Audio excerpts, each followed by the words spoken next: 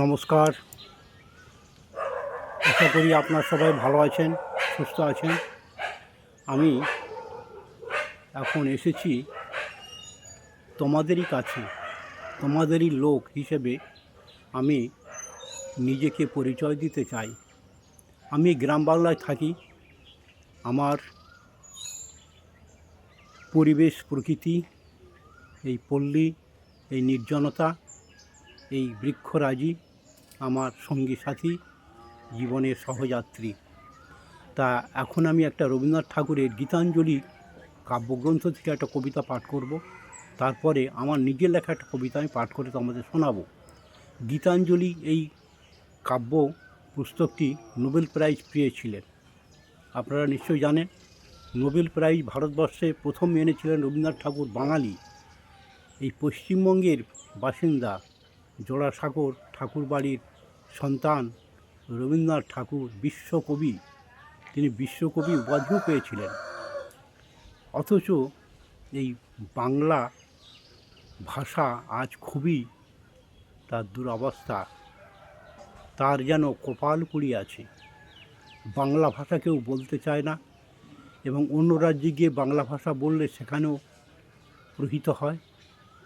খুবই দুঃখের বিষয়।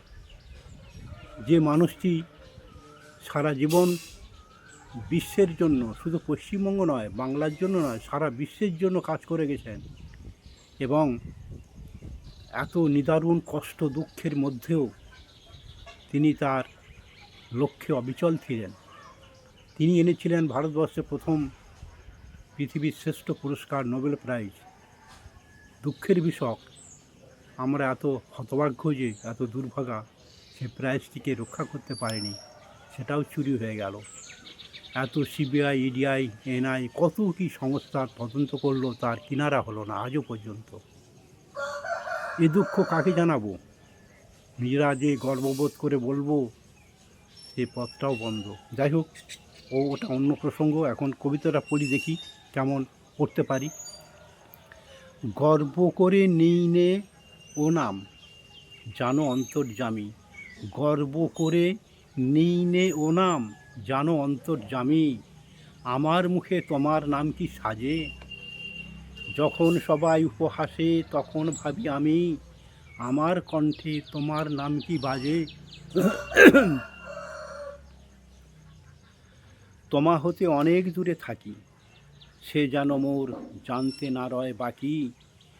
নাম গানের এই ছদ্মবেশে দিই পরিচয় পাছে, মনে মনে মরি যে সেই লাজে। অহংকারের মিথ্যা হতে বাঁচাও দয়া করে, রাখো আমায় যেথা আমার স্থান। আর সকলের সৃষ্টি হতে সরিয়ে দিও মোরে, করো তোমার নত নয়নদান। আমার পূজা দয়া পাবার তরে, মান যেন সে পায় গো কারো ঘরে। নিত্য তোমায় ডাকি আমি তুলার পরে বসে, নিত্য নতুন অপরাধের মাঝে। গর্ব করে নেই নে ও নাম, জানো অন্তর্যামী। আমার মুখে তোমার নাম কি সাজে? কি অপূর্ব, তাই না? কি ভাব, কি গম্ভীরতা। এবার কেমন লাগলো জানি না। এবার আমি নিজের লেখা একটু পড়ি। বড় কষ্ট হয়, কবিতার নাম নিজে লিখেছি, পড়ে শোনাচ্ছি। যখন দেখি আমার ফসল কেউ চুরি করে নিয়ে যায়, খুব কষ্ট হয়। যখন দেখি আমার ফসল কেউ চুরি করে নিয়ে যায়, খুব কষ্ট হয়। হয়তোবা নিষিদ্ধ করে বেআইনি বলে, অথচ সে নিজেই গণতন্ত্রের নামে এক নায়কতন্ত্র চালায়, খুব কষ্ট হয়। যা কিছু নিষিদ্ধ, যত অপরাধ দু পকেটে ভরে রাখে, তখন খুব কষ্ট হয়। মুখোশে ঢাকা থাকে মুখ, ভুল করে সবাই মুখ বলে তাকে। দুনিয়ার হালচাল বড়ই জটিল, দেখে খুব কষ্ট হয়। সে সাধু কে চোর বোঝা দায়, পাপের ভারে তরিখানি টলমল, এই বুঝি ডুবে যায়, বড় কষ্ট হয়। আর একটা আছে, এত মায়া কেন, এত মায়া কেন, এই মায়ার জেল কাস্টিতে ঢোকাবে তোমায়। এত মায়া কেন, এই মায়া জেল কাস্টিতে ঢোকাবে তোমায়। যাকে ভালোবাসা দিয়ে, স্নেহ মমতা দিয়ে, গোড়ায় জল সার তেল প্রয়োগ করে সতেজ করেছিলে, মহীরুহ হয়ে একদিন ছায়া দেবে, ফল দেবে, দুর্বলের পরম আশ্রয় হবে। শিব গড়তে গিয়ে হয়ে গেল বান্দর, খুব বড় পরিহাস, খুব বড় পরিহাস। জীবনে এখন ভাঙা হাল, ছেঁড়া পাল, তুফান দরিয়ায় এই জীর্ণ তরী, মাঝি হয়ে হবে কি পার। ওই দেখো পিছনে তোমার সারিবদ্ধ নিরন্ন বাস্তুচ্যুত অসহায় হাহাকার বুকে নিয়ে দাঁড়িয়ে আছে তোমার আশায়। ওঠো, জাগো, সব ধুলোবালি ছেড়ে ফেলে।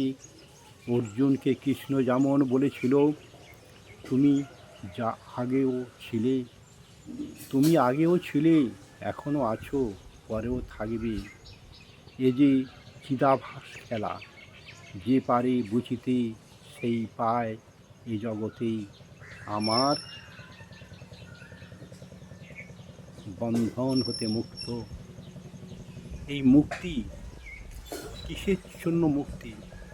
দেহ থেকে মুক্তি। আত্মার তো কোনো দিন পতন হয় না, আগুনে পুড়েও না, বাতাসে উড়েও যায় না, জলেও ভিজে না। সেই আত্মায় উপনীত হবে। এই সব বোধগুলো যখন জাগ্রত হবে, মন যখন স্থির হবে, ধ্যান যখন স্থির হবে, তখন এগুলো আসবেই। এটাই হচ্ছে তত্ত্ব। তা গীতায় এগুলো আছে, গীতা পড়ুন, গীতা অভ্যাস করুন। এখন নমস্কার, এই পর্যন্ত থাক আজকে, আবার অন্য দিন হবে।